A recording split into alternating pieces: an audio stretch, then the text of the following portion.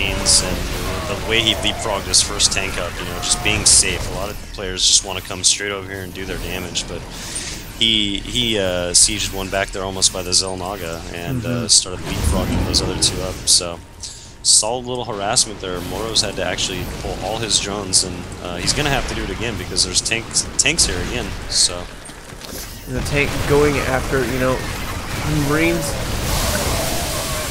having to pull back. Banelings on creep, of course, very fast. It looks like this attack probably going to get put to an end soon. You know, as Nada's medevac's running out of energy, doesn't have a ton of Marines here at the front and only one siege tank. But Nada has done some damage. He's killed some drones. You know, he's forced a lot of banelings to be made, and he's delayed the saturation of this third base. But look at this, Nada reinforcing with this push. You know, this is so scary as a Zerg player. I can tell you, I have lost to this sort of push many, many times. You know, the tank sieging up, elevating Marines to high ground once again, and with Marines in both places, it's so hard to deal with. yeah, it really is, and the timing Morrow attack there was good because he realized that he was elevating units, which is a good time to attack, but these tanks and Marines are so well spread out here that he's just doing so much damage. He's, as you mentioned, delaying the mining, he's killing drones, he's killing mutalisks, he's having good cost-effective units here, killing a lot of high-expensive gas units like Zerg's mutalisks, and he's picking off the extractor again. It's like the third time that thing's died, and you know, banelings and mutalisks cost gas, so it's hurting Morrow every time he picks something small like that off.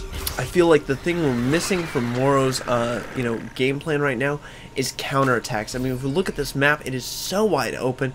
You know, a counterattack into Nada's natural, you know, with you know, those mutalisks and lings could be so effective. But it looks like Nada finally going to get repelled here, finally going to get cleaned up.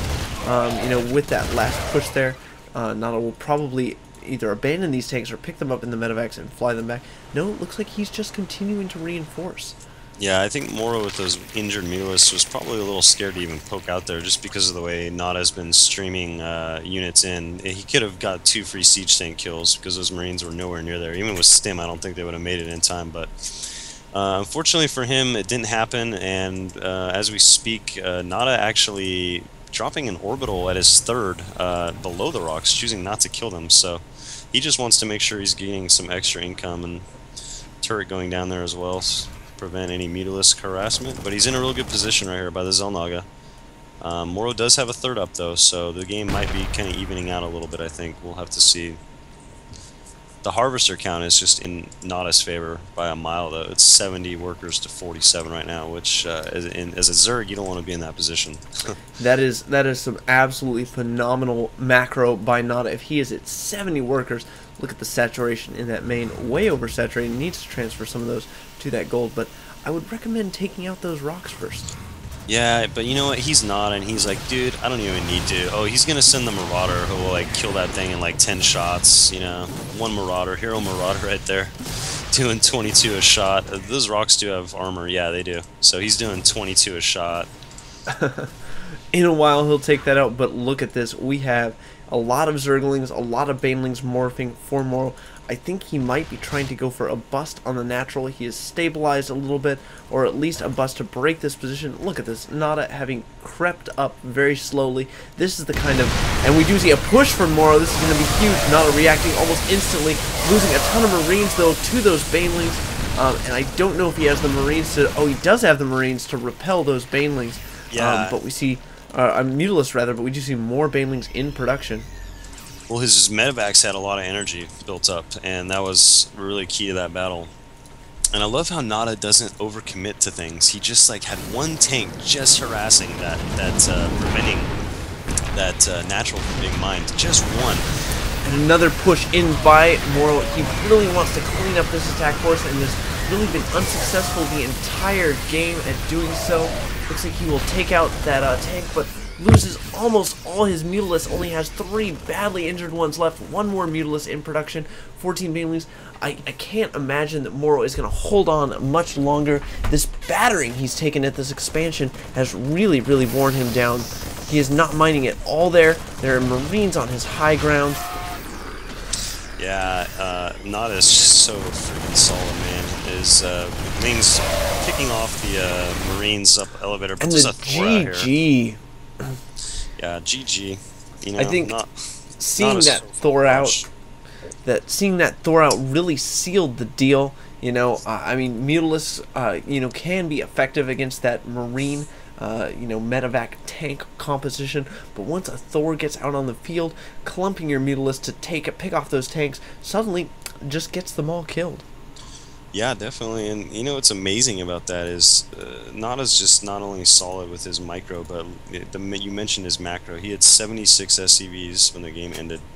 His upgrades were 2-2 on his infantry and 1-1 on his mech. So, I mean, this guy is just an all-around macro beast. Certainly. I mean, we don't often see Terrence, and I mean, if we look back at Nada's base, look at this. He's building a 4th command center to float to that expansion right there. You know, obviously Morrow's got that spotting Zergling, but you know, how are you really going to stop Nada from expanding if he wants to? He has complete map control. He has your natural being plundered by his tanks and marines. All Yep. at 2-2, I might add. Yeah, and you know, that poor hero Marauder, he was 1 or 2 shots away from finishing those rocks off. He didn't get to seal that deal, but yeah, you know, Nada's just a beast, man. I don't know what else to say except the guy is amazing. And you know, when you're rolling in at 271 average action per minute, you can have the ability to macro like that and position your units the way he did throughout the game. It was like relentless non-stop pressure, pretty much from like the beginning to the end. He started with the 2 racks into the tank marine push, elevating units, just non-stop. And I really loved that, you know, that little push that he did with the Marines, you know, off of that 4 racks after the expand. You know, that's such a substandard timing to move out, and it completely caught Morrow unaware. He had no units out on the field. He would try to defend that with spine crawlers, queens, and drones.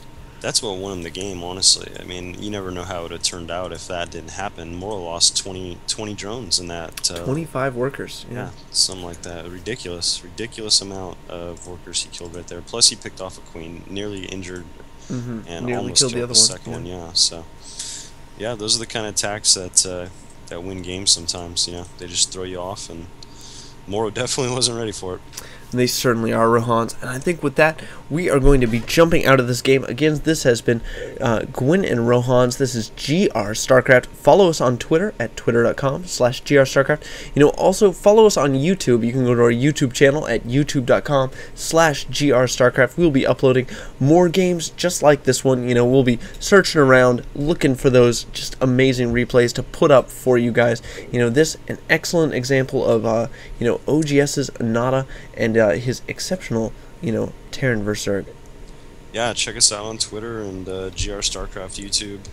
And for those of you who don't know, we also are partnered with a pro gaming team, Lazura. I think you just might have mentioned it. And we pretty much cover all their content as well. And we're going to have some upcoming tournaments that hopefully we'll be hosting with them.